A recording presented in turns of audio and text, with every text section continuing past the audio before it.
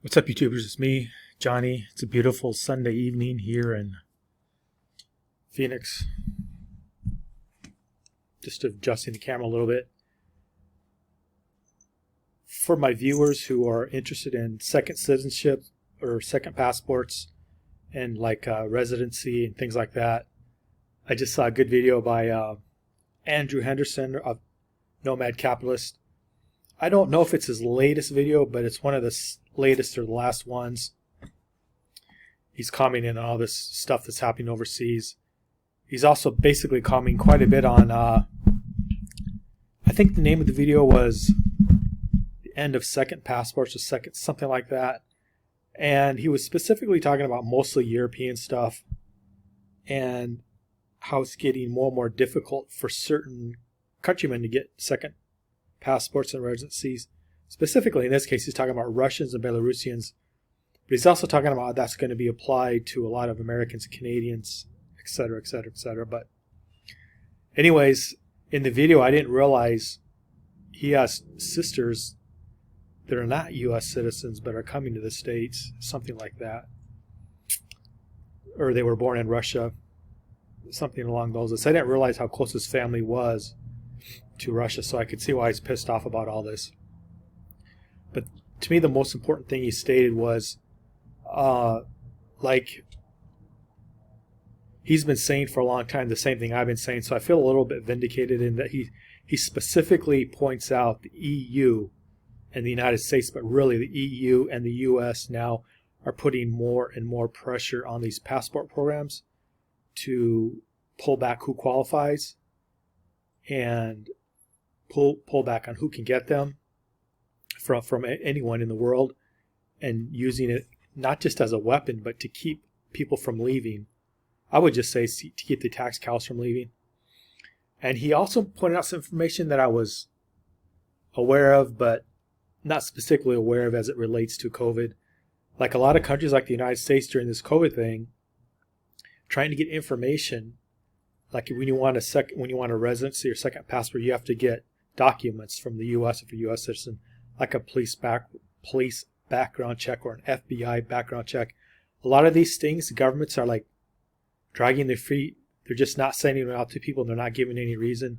He suspects it's because they don't want you to leave legally and get a second passport or residency.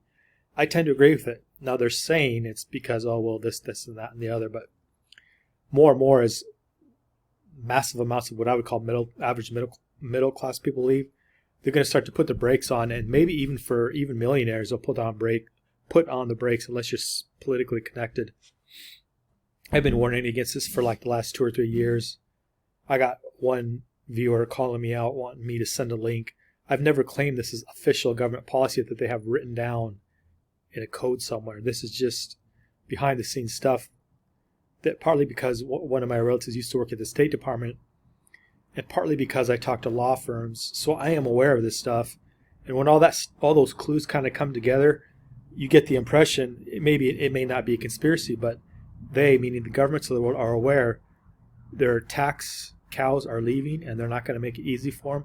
Especially, I might be wrong on this, but especially if you're someone they don't approve of leaving. I mean, it's one thing when wealthy and powerful people leave, but when the lower classes start to leave, or the middle classes, and they regard you as a tax cow with no rights, I don't think they really appreciate that. So now they're dragging their feet. What I liked about Nomad Capitalist, he's pointed out how they're dragging their feet on letting Americans get that information, even during COVID, and even kind of after COVID, by not getting that information to you in a timely manner. So you got to, like in some countries, you actually have to have a background check in 3 months or within 3 to 6 months. If they drag their feet, you got to start the process again and again and again. You may have to fly and go again. It just depends on the situation in the country. That's why I point this out. Now, regarding COVID, I saw good news and bad news. I have no idea what's going to happen. I want to put that there. I don't know how all this stuff going on in Russia and China in the war, and Russia leaning towards China as a trade partner, I don't think it's going to be good for the West, though. But China just closed down one of their port cities. I forget which one it is. One of their ports, one of the provinces, which is a port city, which has a port city, which means we can't get we can't get products and services like as they relate to the the chain and all that. I forget the name, but anyways, in other words, anything that's related. Well, a lot of stuff is going up in price. Some of it's related to inflation, but some of it's related to the supply chain. That's the word, the supply chain. And people are saying now things are going to get better. It's going to open up. But China now, they're saying they're shutting it down because of COVID concerns. And a few other Asian countries have had a real spike high in COVID, one of them being New Zealand. Now, is this just related to the war in Russia? I don't know. Is this a way to poke back at the West? Again, I don't know, but that's what I keep hearing. So that's kind of the bad news. So things may not be opening up as much or as fast as people think. The good news is there's almost like 20 countries open now, mostly in Europe and one in the Caribbean, where you don't need a COVID passport. You don't need a COVID card to enter the country. You don't need a test, nothing. Just like in the UK, you just fly right in and you can go in. The other country in the EU, in Eastern Europe, I forget which one it is. Quite a few in Eastern Europe. Oh, the other one is in Iceland. You can fly into Iceland, nothing. You don't need nothing. Of course, it's a high cost of living area, and I think even the hostels are $50 or $60 a night. So not an option for a lot of people, but you can fly in there and stay there if you want, according to what I saw online. And there's quite a few Eastern European countries where that's the case, as far as what I read. Now, I think more countries are going to do that, but with this new war, I think that could change the dynamics. I think people will use COVID as a weapon to reclose their societies, or they'll use this war to reclose their societies. So, as we've seen from the early innings, people are like there's Russians stuck in Thailand. They can't get any money out of money machines, ATMs. Airlines have just stopped servicing like Russians. They can't even get on an airplane. Again, I don't know. A lot of this information may not be true, but from what I've been seeing. And I think this is going to start to be applied to Westerners. So if we can do this to Russians, I wonder what Russians and Chinese are going to try to do. And I wonder what other European countries or the United States will do to other countries they don't like. So there'll be other nationalities kind of in the same boat. It's partly why I don't really want to go to Europe or Asia just in general right now. But anyways, I really think Andrew Henderson at Nomad Capital he's a little bit ticked off in the video. Now I understand from his heritage why he's a little bit ticked off, but he's saying all the things I've been seeing for the last 2 or 3 years. It's just getting harder and harder to legally. He was even talking about passports by your heritage, which in a way doesn't really surprise me. So not even just the passports where you pay to get the passport, but you just have heritage where you can get it. Like Crypto Tips, her husband, I forget his name, but he got a passport. This is unusual because this is usually not the case in Germany, but because of his German heritage, he got a passport. And he said in his video, it's very, very rare. It usually doesn't happen. He was waiting for 2 or 4 years before he finally got it. And he and his wife didn't expect him to get it, but for some reason he got it. It's way more likely if you have ancestors from Italy or Ireland to get it. Even my friend, his grandparents are from Ireland. Even he couldn't get his Irish passport. So that's what I keep trying to tell people. You can follow the rules. You can do what you want. But a lot of times it's much, much harder to get these things. But even Andrew Henderson was pointing out, even those heritage passports, they're getting harder and harder to get. So the cat's out of the bag. The governments want to shut this down for a lot of people. And I don't expect it to get easier. He was even pointing out the visa free travel to Europe from Vanuatu. And that's just like, I don't want to badmouth Vanuatu, but countries like that and other countries are basically doing the same thing, trying to make their passports less desirable for people to get. And or the EU and the United States putting pressure on these smaller countries in the Caribbean to make it harder, or to say, we're going to take away your passport holders' right to travel to Europe if you keep offering these passports to investors or whatever. So probably one of the last refuges of people getting a second passport is if you can marry someone, or you can get it through a business that you're doing there, or if you can get it through an education visa, which used to be easier, but now it's getting harder. That's partly why I mention them every once in a while. another reason I mentioned, I got some hell for saying this, but the big university in Mexico City, the big communist one, I forget the name of it. Now I'm being overly political, but the big left-wing university there, there's a 6-month program you can do there, all in English, and basically you get a work permit, which with a work permit you can just live there. Now, do you want to work part-time to get the work permit? But you have to get that college degree out of Mexico, which is a 6-month program. That is why sometimes I mention it, because not only can you use that to live, work, and play in Mexico, but you can actually use that in other Latin countries. I don't claim it's a lot, just some. So it's only 6 months, so it's kind of rare you could do that with a university program that only lasts 6 months. But there you can still do it. I know a few people who have actually done it. Just like I said previously in videos about Peru. Now the thing in Peru, I think they shut that down.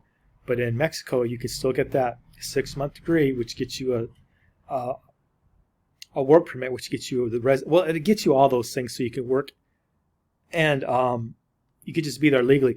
Why do I mention that? Because some people are talking about, well, you got to have now 4 times the income you used to could use to get a permanent residency or however it works. Rather than do that and expose your income to people you don't want to do that to, you could just get the work permit through the university program. Once you get all signed up and do that and get all your paperwork, that comes with a work permit and the right to live and work there and all that kind of stuff. That used to be the case in Chile, but I'm not sure now with all the changes they've had. And with Chile, the thing was you only had to work 15 hours part-time to keep that going. And after 2 years, you got a passport. I don't mean it all happened in 2 years and everything was like that. But I mean, if you got the paperwork started and in 2 years you're on the clock, you could apply for naturalization and get a passport. Because of all the changes, I do not know if that's still true. But there's a few places in Latin America you can do these kind of things where you don't have to put in a big investment. You don't have to marry anyone. You don't have to invest in real estate or anything like that. You just get a work permit. You get the work permit by studying college. And there's no age limits. That's one thing that sometimes people think there's no, you just go there and do it. Anyways, I kind of got off the subject, but that's it for tonight. I don't have much else really to say, but I think now with the war and now with COVID either restarting or winding down and everyone's forgot about it, this war will be just like COVID, and another reason that governments are going to keep people kind of locked down in their countries. If not locked down in regions so they can't really travel as much. Already the airlines saying they're rerouting their airlines, which is causing prices. I think it's causing prices to go up because they don't want to go over Russian space or certain territories anymore. Like in the 1980s when I was a kid. So it used to be like this in the 80s, and then the wall came down in 89, 90, and then everything changed. But it's like we're going back to that world where it's going to get more expensive because they have to burn more fuel to avoid certain airspaces in Europe or in the East. When you used to fly right up around Russia when you go to the Philippines. I don't know if they're going to do that anymore, but I don't know. Anyways, the world's changing fast. I hope everyone's safe and sound where you're at, and I also hope if you so desire to have a plan B, you get it going. And from everything I see, the last places that's going to be relatively easy is going to be Latin America or the Americas and the Caribbean. There's still places in Eastern Europe, but I think with the war, that's going to shut a lot of that down. I'm more in Andrew Henderson's camp, where this is Europe. He basically said the EU and most of Europe, not now, but over time, it's going to be completely shut down for people who want to live in those countries legally and get passports. Not right away, but over time. And he's not saying guaranteed, and I'm not saying either, but it looks like that's the direction they're going to go. And I've been kind of waiting for this and trying to urge people, if you want to get a residency, you need to do it now. I think in Latin America, it's going to happen there too, but much, much slower. And if other countries don't align with the U.S., that might help them obviate the pressure the EU and the United States has pushed on them not to let Americans in. Or it might help them accelerate that because they don't want Americans anyway, so they'll just want to shut us out because of the politics of the situation. I mean, again, I don't know, and I'm speculating way too soon, but it's already been happening in Latin America where they've changed their policies. It's getting much, much harder to get a legal residence. They're making you jump through more hoops for getting paperwork for your law enforcement if you're American. They're making you jump through more hoops for income and proving certain kinds of income. They're making it really difficult in that way. And they might be making it more difficult because of politics, but I don't think that's happened yet. But I think we're in the kind of the early stages of that. So even I got a little excited on this video. Anyways, if you want, check out Andrew Henderson's latest video, or the second to last. It's about 3 days ago. Looks a little bit pissed off, and I can understand why from what he said in the video.